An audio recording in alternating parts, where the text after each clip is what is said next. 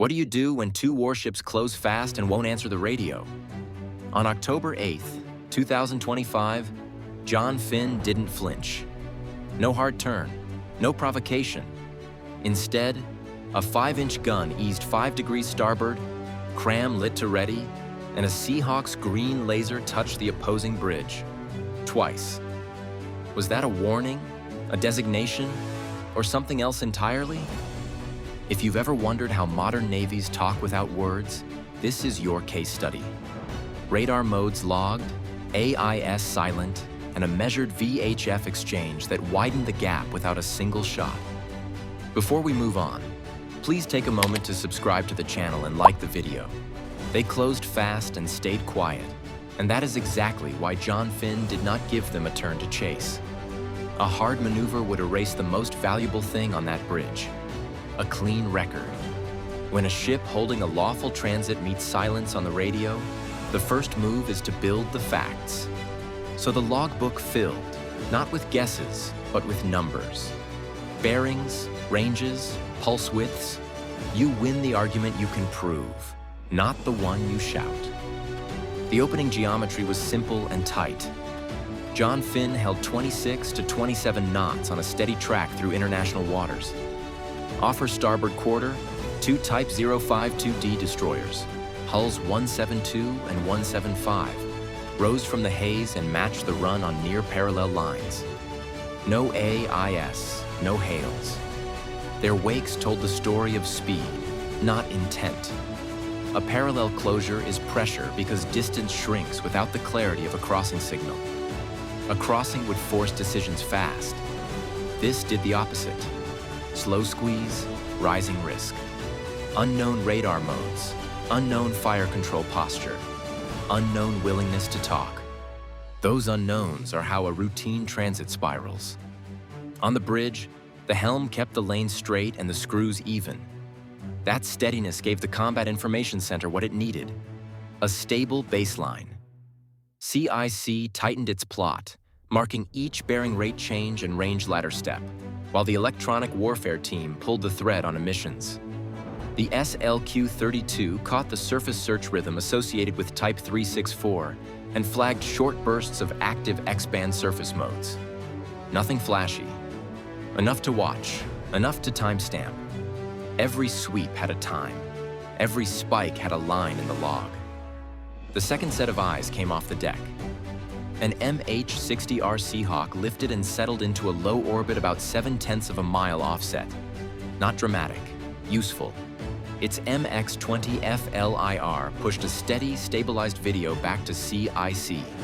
Thermal outlines of masts, the fine angles of deck hardware, the idle posture of unmanned guns.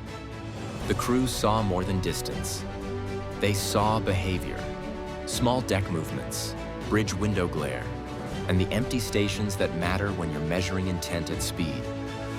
Think of it as a quiet chessboard where the pieces move in degrees and microseconds. Every radar pulse, every bearing shift, each subtle throttle change becomes a recorded move. Documentation is not filler. It is deterrence. When a ship refuses to speak, it still talks through metal, heat, and radio frequency energy. And the side that captures that language writes the story later. Post-incident narratives do not reward the fastest turn. They reward the cleanest trace. Rules of engagement set the tone for that trace. No provocative maneuvers. No active targeting radars out of John Finn. Sensors on, transmitters cool, and every contact plotted with precise timing.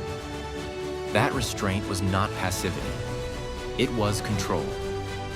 The crew built leverage out of raw data, frame by frame and ping by ping, because the longer the destroyers stayed dark on comms, the more that dataset grew in value.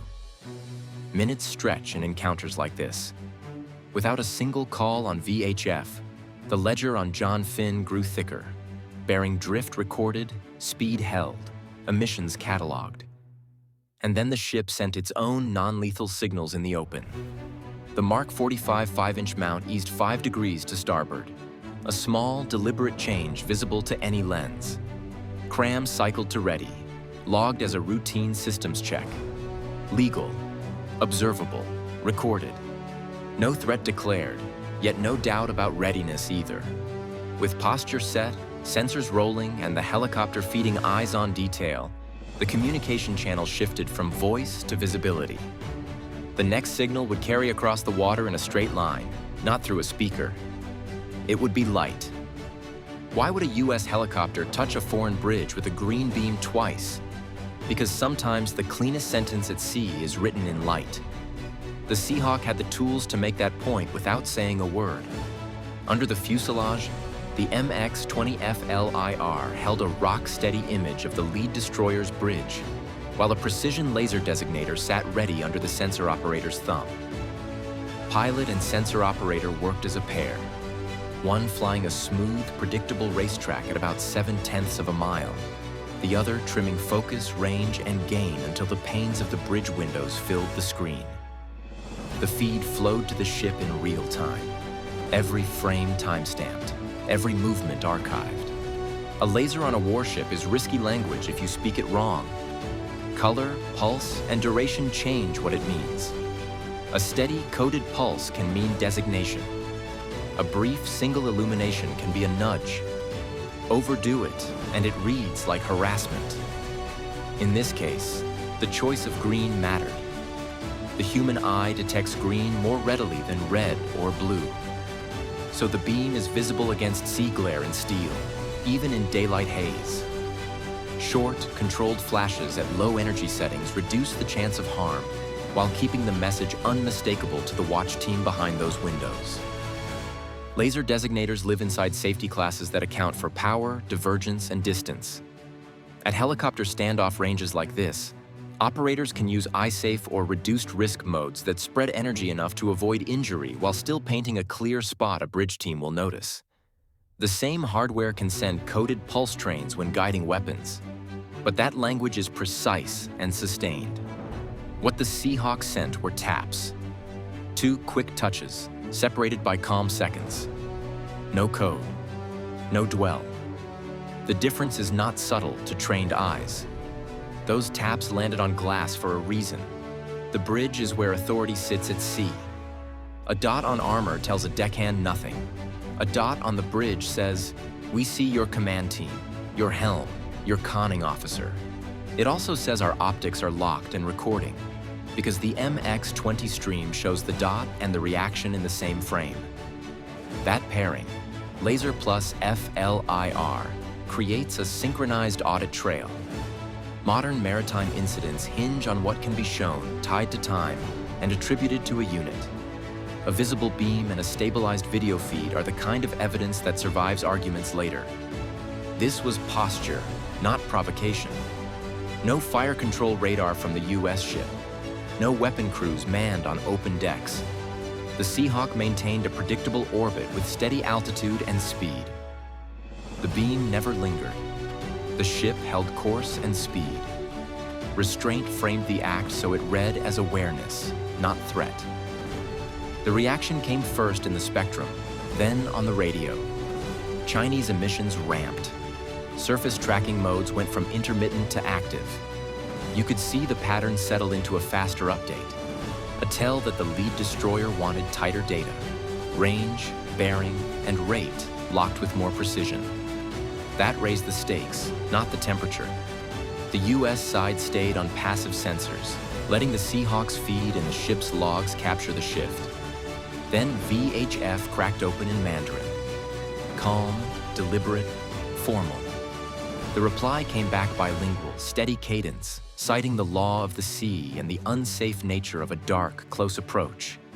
No debate, no crosstalk, just a firm line and a reminder of the track. A minute later, speed bled off the lead 052D, about 26 down to 22 knots. Closest point of approach widened and the geometry slid into a safer parallel run. The chase never came. The space did. Presence carried the weight, and patience wore the armor as both sides settled into lanes that left enough water for everyone to think.